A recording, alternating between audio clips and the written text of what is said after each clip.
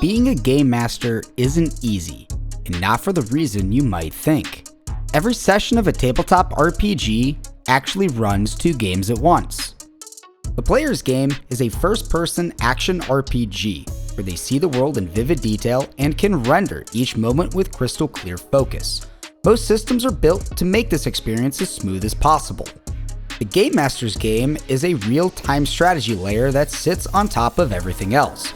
Instead of seeing only their own character, the Game Master has an omniscient view of the game world. He can issue orders, set up encounters, and shift the story with a click on the map. Skill in one game doesn't automatically translate into the skill for the other. A good game master must juggle both perspectives at once. Otherwise, a strategic move in the RTS can fail to render properly for the players. If the game master tries to interface with each NPC like an individual character, they risk losing the big picture, leaving an important NPC forgotten in the corner of the map, unavailable for the awesome plot twist alluded several sessions ago. Hello there, I am One Side Too Many, creator and lead designer of Go All In, a no-limit action TTRPG about mercenary freelancers in a fantasy world turned cyberpunk. And in today's video, I want to show you how you can treat NPCs as active subordinates, and how this framework enables them to be autonomous units that act and think for themselves, which frees up your brain bandwidth to focus on building cool moments for your players to experience. Make your NPCs work for you. The cards have been dealt, so let's go all in. Virus.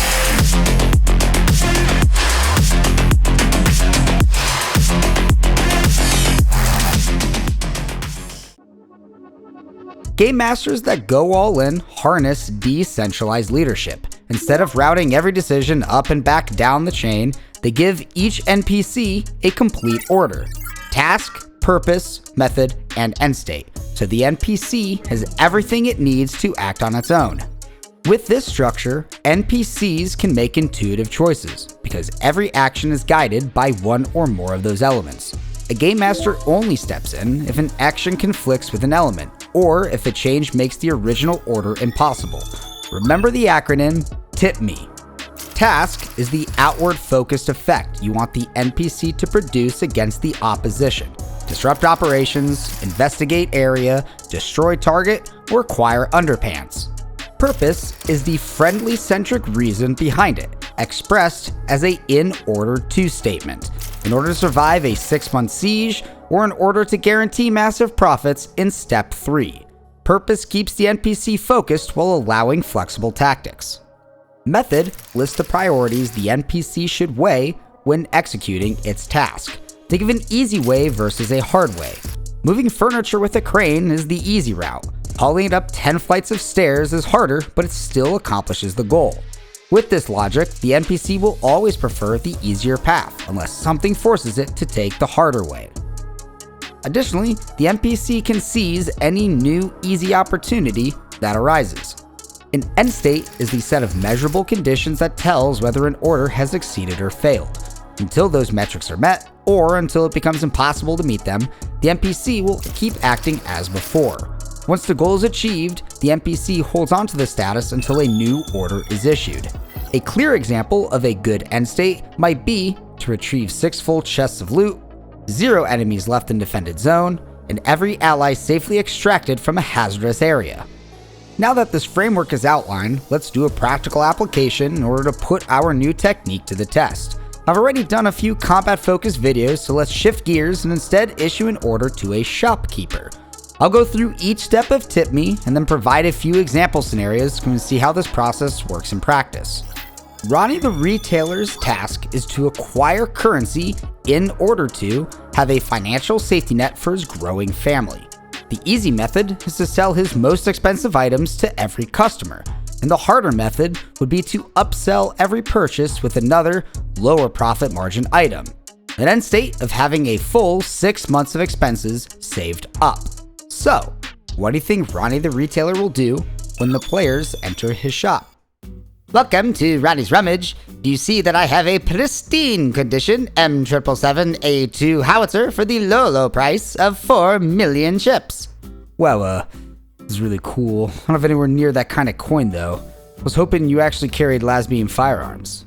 Lasbeam firearms, yes, good quality weapons. We have a few Mars Hyperion, their flagship Lasbeam hand cannon.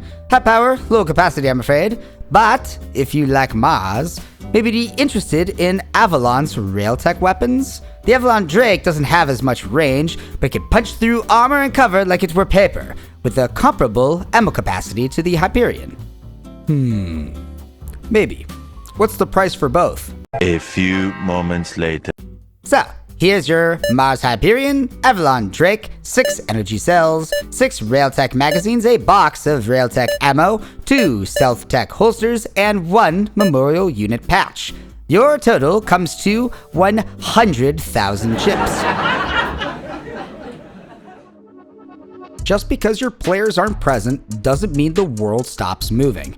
In Go All In, notorious fixers and dangerous factions constantly shape a volatile status quo among Caesar's empire, great houses, megacorporations, street gangs, and other nefarious parties. Think of an NPC's tip me as a queued command in a real-time strategy game. Even when the game master isn't watching the character, they keep moving toward their goal until a higher priority trigger changes their behavior. When applied to TTRPGs, Tip Me provides the foundation for using progress clocks or other background tracking mechanics employed by other popular game systems. With Tip Me, you can emulate an entire dynamic game world, from a single NPC's behavior to the grand strategies of the megacorporations, making your setting feel alive, cohesive, and responsive, even when your players are in action elsewhere. What would Ronnie the retailer do if a gang tried to coerce him into paying protection money? Spending money goes against his purpose, and gang violence threatens the method in which he accomplishes this purpose.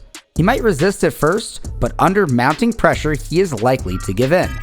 What about if a shadowy benefactor offered Ronnie 6 months worth of his savings, but he must kill someone on their behalf? If there's no real risk of being caught, Ronnie will probably accept this offer. Even if he hesitates at first, once his shop starts losing money, he'll be more than tempted.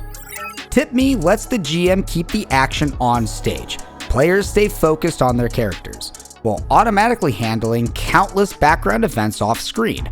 All of it runs on a single, simple mental model for NPC behavior. The result? Prep stays light and predictable. With just a little bit of practice, you can even improvise Tip Me on the fly. This keeps maximum player agency to explore your game world, and keeps the setting cohesive and your improv responsive. And if you ask me, that is the holy grail of NPC management. What orders would you issue to your iconic NPCs? I want to see them in the comments below. Double down on that like and subscribe button for more indie TTRPG content and Go All In updates. Until next time, let it ride.